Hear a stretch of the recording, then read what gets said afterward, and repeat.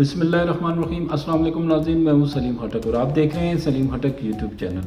اہم اپڈیٹ سے خامنائی کو نشانہ بنانے کے لیے اسرائیل نے تہران کے ٹریفک کیمروں کو ہیک کیا، برطانوی اخبار کا انکشاف۔ ایران شیطان سے لڑ رہا ہے، یورپ جنگ میں شمولیت سے اجتناب کرے، ایرانی ترجمان۔ ایران شمالی کوریا سے 50 گنا زیادہ خطرناک ہے، نیتن یاہو۔ ٹرمپ نے رجیم چینج کا پاگل پن نہ چھوڑا تو یہ تیسری جنگ چھڑ سکتی ہے، روس۔ ضرورت پڑنے پر ایران میں اپنی فوج بھی اتار سکتے ہیں، ٹرمپ کی نئی دھمکی۔ آیت اللہ خامنئی کی اہلیہ بھی زخمیوں کی تاب نہ لاتے ہوئے شہید ہو گئیں۔ ہمارا مشن ہے کہ ایران کی بیلسٹک میزائل صلاحیت کو تباہ کرے، امریکی وزیر خارجہ۔ ایران ایٹمی ہتھیار نہ بنانے پر متفق تھا، مذاکرات میں پیش رفت کے باوجود حملہ کیا گیا، اسحاق ڈار۔ ایران پر جنگ مسلط کی گئی، اسرائیلی اثر کو پاکستان کی سرحد تک لانا ہے، وزیر دفاع۔ موساد ایجنٹس کی گرفتاری۔ بھارت نے ایران جیسے اتحادی کو نظر انداز کر کے اسرائیل پر سفارتی خود مختاری کو قربان کر دیا، سونیا گاندھی۔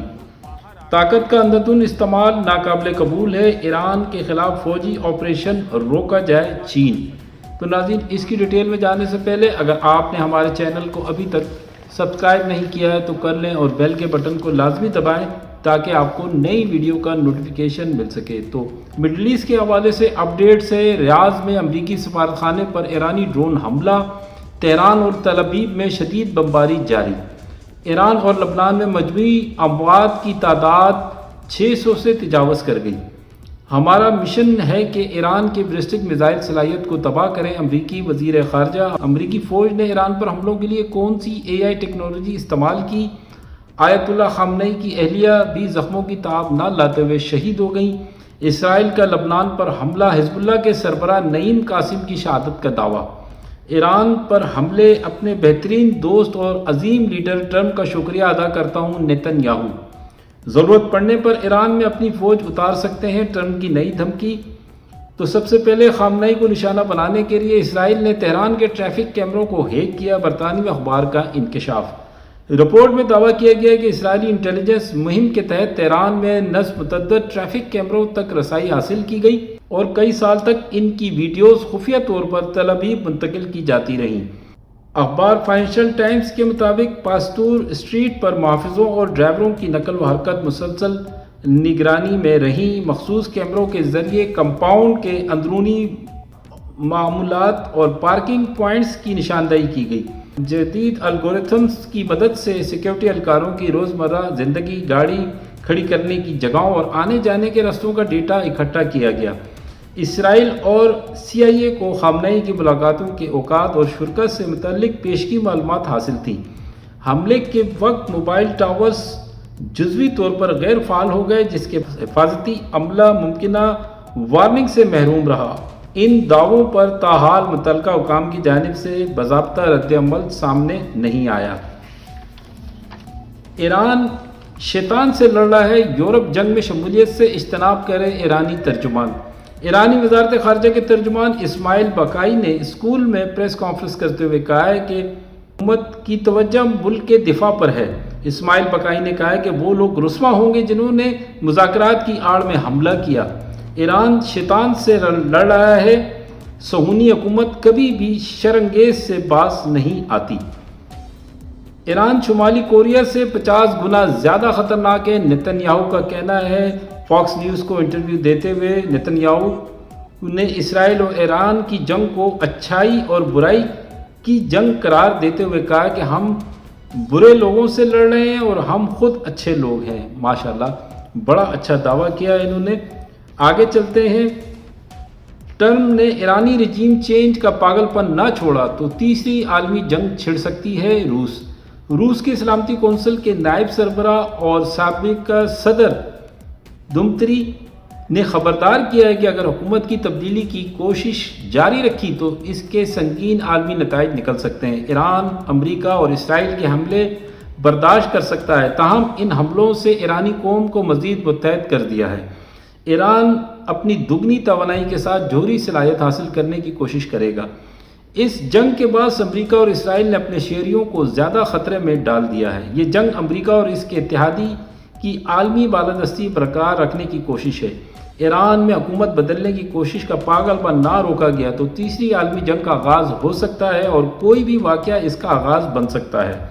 یورپی رہنماؤں پر تنقید کرتے ہوئے کہا ہے کہ امریکہ جانتا ہے کہ روس کے ساتھ جوہری تنازع کی کیا قیمت ہوگی۔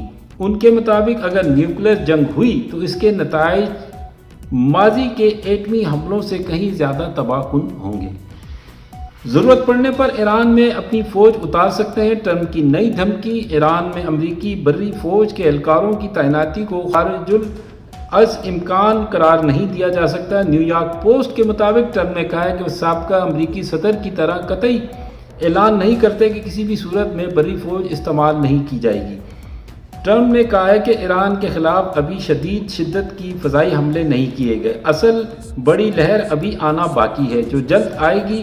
حملے کا مقصد ایران کو ایٹمی ہتھیار بنانے سے روکنا، ان کی بیلسٹک میزائل صلاحیتوں کی تباہی اور ایرانی بحریہ کو نیست و نابود کرنا تھا۔ ان تمام اہداف کے حصول تک ایران پر حملے جاری رکھنے کا اعلان کرتے ہوئے مزید کہا کہ اس جنگ کا مقصد ایران سے دنیا کو لاحق خطرات اور عالمی امن یقینی بنانا ہے۔ آیت اللہ خامنئی کی اہلیہ بھی زخموں کی تاب نہ لاتے ہوئے شہید ہو گئیں۔ جس حملے میں آیت اللہ خامنئی شہید ہوئے اسی میں ان کی اہلیہ شدید زخمی ہو گئی تھی۔ اہلیہ 79 سالہ منصورہ خاجستہ باقرزادہ نے بھی دوران علاج اسپتال میں دم توڑ دیا، جبکہ خامنئی کے خاندان کے لوگ جن میں ایک بیٹی، داماد اور ایک پوتا بھی شامل ہیں شہید ہو گئے۔ آیت اللہ خامنئی کی اہلیہ منصورہ 1947 میں ایران کے مذہبی شہر مشہد میں ایک مذہبی اور با اثر خاندان میں پیدا ہوئی۔ ان کے والد ایک معروف تاجر تھے، جبکہ ان کے بھائی حسین باقرزادہ ایران کے سرکاری نشریاتی ادارے کے نائب سربراہ بھی رہ چکے تھے۔ منصورہ خاجستہ باقرزادہ کی 1965 میں آیت اللہ خامنئی سے شادی ہوئی تھی اور ان کے 4 بیٹے اور 2 بیٹیاں ہیں۔ ہمارا مشن ہے کہ ایران کے بیلسٹک میزائل صلاحیت کو تباہ کریں، امریکی وزیر خارجہ، تاکہ وہ خطے اور دنیا کے لیے خطرہ نہ بن سکیں۔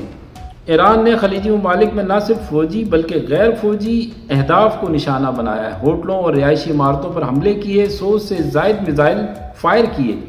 ان کے مطابق ایران کے ابتدائی حملوں میں بڑے پیمانے پر جانی نقصان ہوا ہے۔ اگر امریکہ پیشگی حملہ نہ کرتا تو کہیں زیادہ جانی نقصان ہو سکتا تھا۔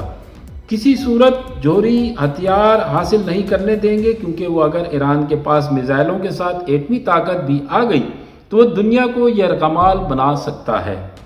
ایران کے خلاف فوجی آپریشن تیزی سے آگے بڑھ رہا ہے اور تمام اقدامات بین الاقوامی قوانین کے تحت کیے جا رہے ہیں۔ بدماشی کے کانگریس کو مکمل طور پر اعتماد میں لیا جا رہا ہے اور کنگ آف 8 گروپ کو مسلسل بریفنگ دی جا رہی ہے۔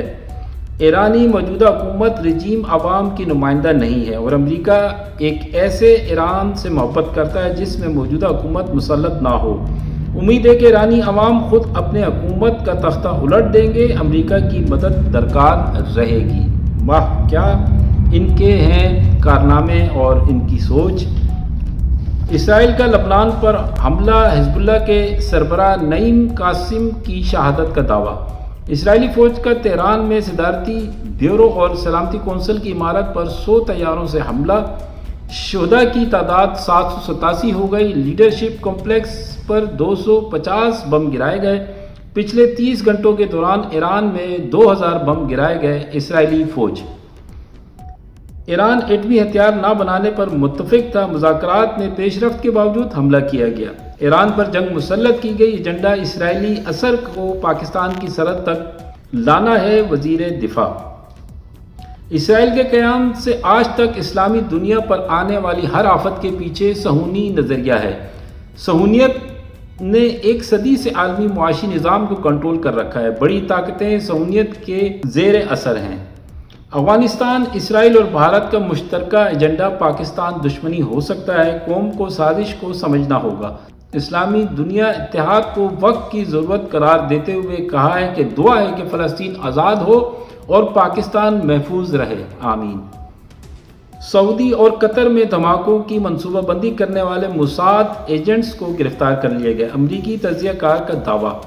نامور تجزیہ کار ٹکر کارلس نے کہا ہے کہ گزشتہ رات قطر اور سعودی عرب میں حکام نے مبینہ طور پر اسرائیلی ایجنٹس موساد کے ایجنٹس کو گرفتار کر لیا۔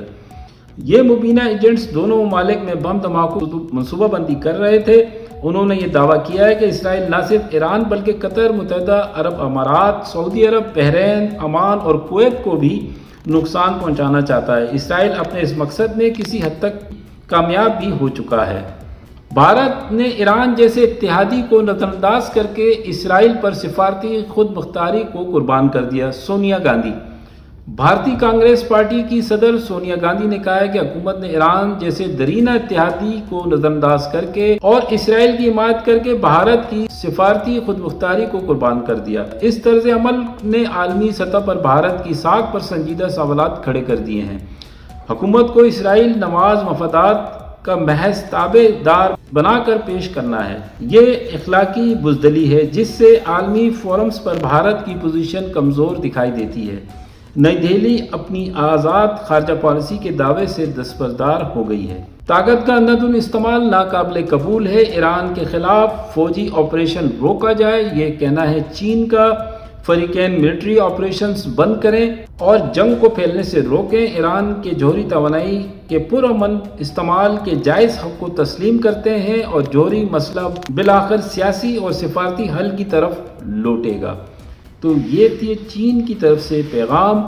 تو ناظرین یہ تھی اپڈیٹس، اور آخر میں ویڈیو کلپ ضرور دیکھیں۔ مجھے اجازت دیں، انشاءاللہ نیکسٹ پروگرام میں آپ سے ملاقات ہوگی۔ اور ایک دل خراش واقعہ جو کہ ایران میں پیش آیا تھا، جس میں 180 کے قریب اسکول کی بچیاں شہید ہو گئی تھیں، ان کی آج تدفین ہوئی ہے، اس حوالے سے ایک ویڈیو کلپ ہے، وہ بھی ناظرین آپ دیکھیں۔ مجھے اجازت دیں، دیکھنے کا بہت شکریہ۔ Thank you very much. Pakistan زندہ باد، ہمیشہ پائندہ باد۔ اللہ حافظ۔ اپنے سوارتھ اور اپنے لالچ کے لیے اسرائیل پورے مدھ پور میں آگ لگا سکتا ہے، اور اس بات کے پرمان ہر گزرتے دن کے ساتھ سامنے ابھر کر آ رہے ہیں۔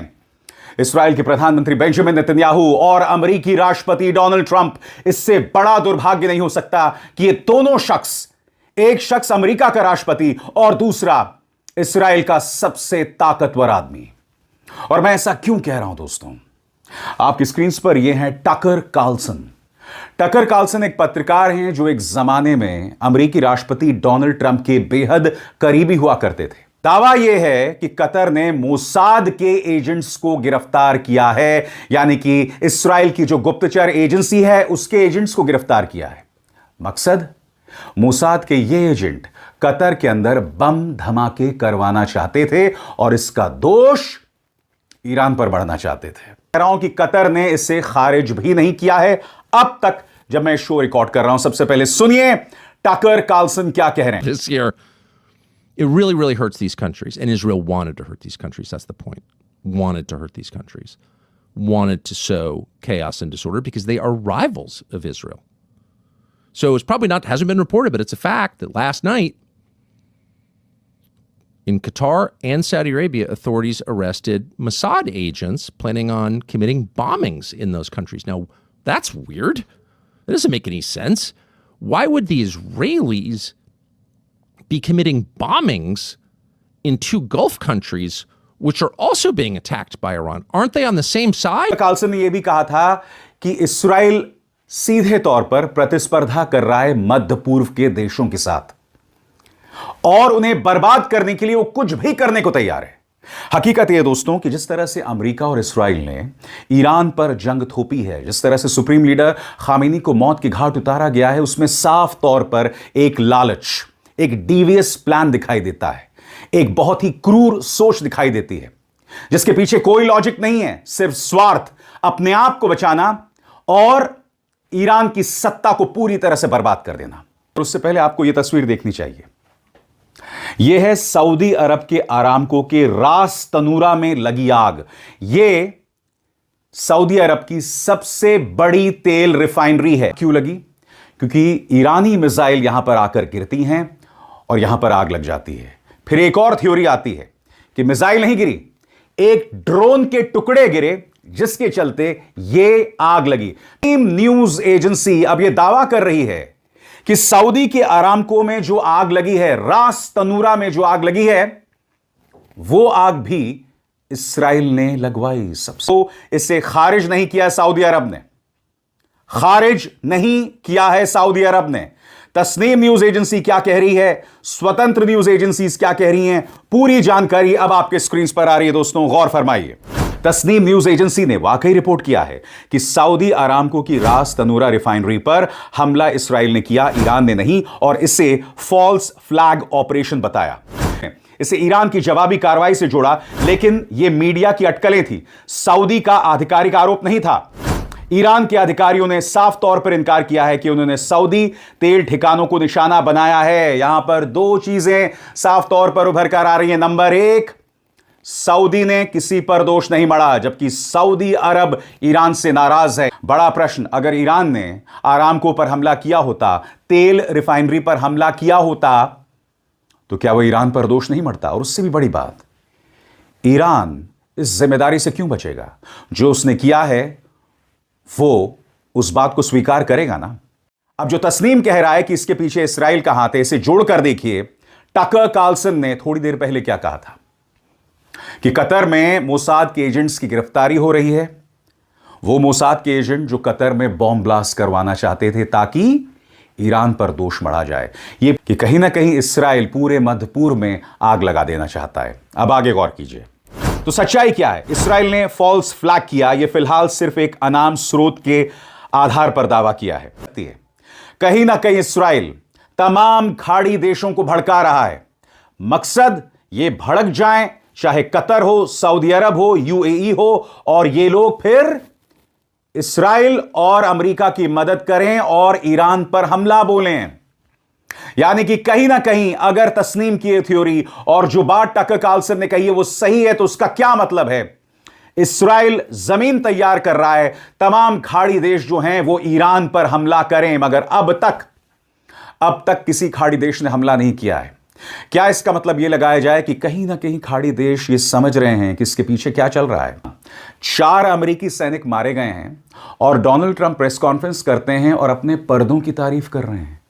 ये सुनहरे पर्दे मैंने लगाए, ये बॉलरूम मैंने सजाया। मैं आपसे पूछना चाहता हूं, या तो ये व्यक्ति इस कदर अहंकारी है कि इसको परवाह नहीं है कि मारा गया अमेरिकी है या ईरानी है, और ऐसे में इस व्यक्ति का एक भी दिन अमेरिका का राष्ट्रपति बने रहना दुनिया के लिए खतरनाक है, अमेरिकियों के लिए खतरनाक है। अब देखिए क्या नाटक किया जा रहा है, ये अपने पर्दों की तारीफ कर रहे हैं हजरत। सुना जाए। See that nice drape? When that comes down right now, you see a very, very deep hole. But in about a year and a half from now, you're going to see a very, very beautiful building. And there's your entrance to it right there. In fact, it looks so nice, I think I'll save money on the doors because it can't get more beautiful than that. I picked those drapes in my first term. I always like gold, but I think we can save a lot of money. I just saved curtains. But and it'll be spectacular. It'll be the most beautiful ballroom. I believe it because I built many a ballroom. I believe it. तो एक तरफ Donald Trump और दूसरी तरफ Benjamin Netanyahu, ये दोनों इस वक्त मध्य पूर्व में आग लगाना चाहते हैं। अब एक और खबर आ रही है दोस्तों, याद कीजिएगा, इन तस्वीरों को देखिए। ये तस्वीरें हैं ईरान के न्यूक्लियर साइट्स की, इस्फाहान और नतांज। खबर यह आ रही है कि इस्राइल ने नतांज और इस्फाहान दोनों जगह हमला किया।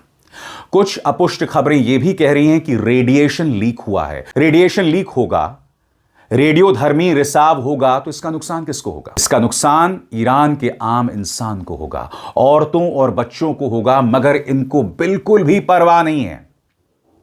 जी हां, जैसे कि आप देख सकते हैं, नतांज और इस्फाहान दोनों पर हमला किया है और इस वाकई रेडिएशन लीक हुआ है। मैंने क्यों कहा कुछ देर पहले, इस्राइल न सिर्फ ईरान में आग लगा देना चाहता है, बर्बाद कर देना चाहता है, क्योंकि इसका एक बहुत बड़ा सबूत हमें गजा में दिखा। 70 से 75 हजार लोगों को मौत के घाट उतार दिया गया, और अब ईरान के परमाणु ठिकानों पर हमला और रेडिएशन का खतरा। और क्या वाकई रेडिएशन लीक हुआ है?